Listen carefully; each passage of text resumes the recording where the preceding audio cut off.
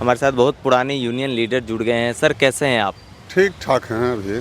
Sir क्या माहौल है लोकसभा चुनाव को लेकर, क्या कहेंगे? देश की स्थिति और ज़िले की स्थिति भी समझना चाहूँगा आपके नज़रिए से।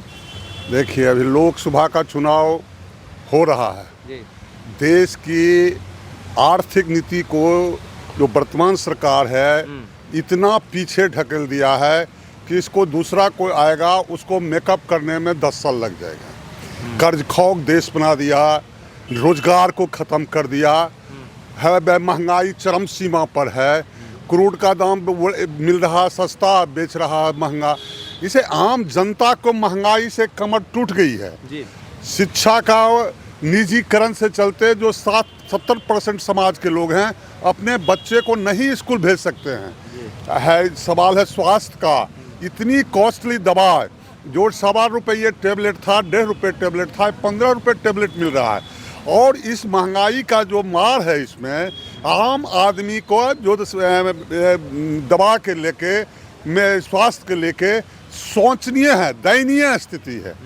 और जो रोजगार अभी अपना घोषणा पत्र में यह नहीं कहा नौकरी देंगे, सारा रेलवे को प्राइवेटाइजेशन, सेना को प्राइवेटाइजेशन, सेना में जो नौकरी थी उसको सारे को प्राइवेटाइजेशन। अग्निवीर योजना कहाँ से अग्निवीर वहीं नहीं, IOC ऑर्गेनाइजेशन में 5 साल का इंजीनियर की बहाली शुरू हो गई, मात्र 5 साल के लिए। जी यही सिर्फ अग्निवीर ही नहीं, अग्निपुर पूरे देश में, पूरे सोसाइटी में। तो 5 साल के बाद तो उस इंजीनियर को रिटायर कर देंगे।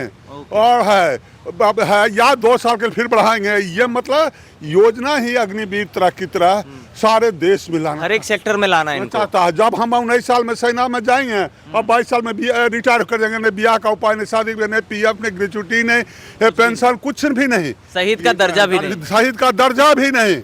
वो उसको इस तरह की स्थिति को देश को क्वेश की स्थिति में पहुंचा दिया है।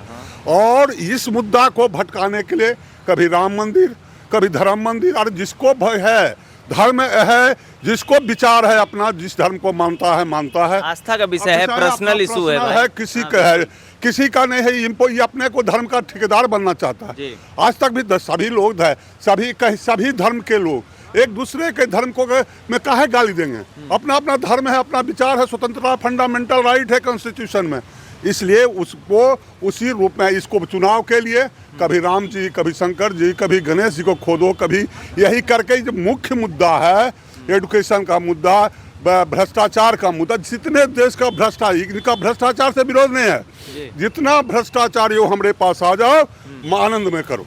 इसका आपने देख ही रहे हैं, जितने अशोक चौहान हैं, अजित पवार हैं, आसाम का चीफ मिनिस्टर है, कुल को सब जमा कर लिए और जमा करके कहते हैं भ्रष्टाचार। किस वजह कोई गाछ पर रख बैठा हुआ भ्रष्टाचार कि भ्रष्टाचार का बटवृक्ष बलात्कारी तुम्हारे पास, भ्रष्टाचारी तुम्हारे पास। तो इस सब इशू को कांग्रेस मुक्त करते कहते कांग्रेस युक्त हो गए, अब अपने ही मुक्त होने जा रहा है। अच्छा। इस चुनाव में मुक्त रहा। वही बेगूसराय की धरती है, बेगूसराय क्रांतिकारियों की धरती रही है, सब दिन यहाँ लड़ने की क्षमता रही है।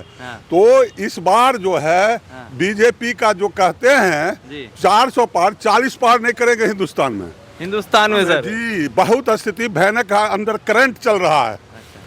और यहाँ पर लाल परचम जो है बेगूसराय की जनता धरती, वो लाल परचम फहराएगा और बहुत अच्छे मतों से जीत होगी। देश की स्थिति को इसने कंगाल की स्थिति में बदल दिया। एक सर परिचय दीजिए हमारे दर्शकों को, बेगूसराय की जनता। मेरा नाम है नागेश्वर प्रसाद सिंह।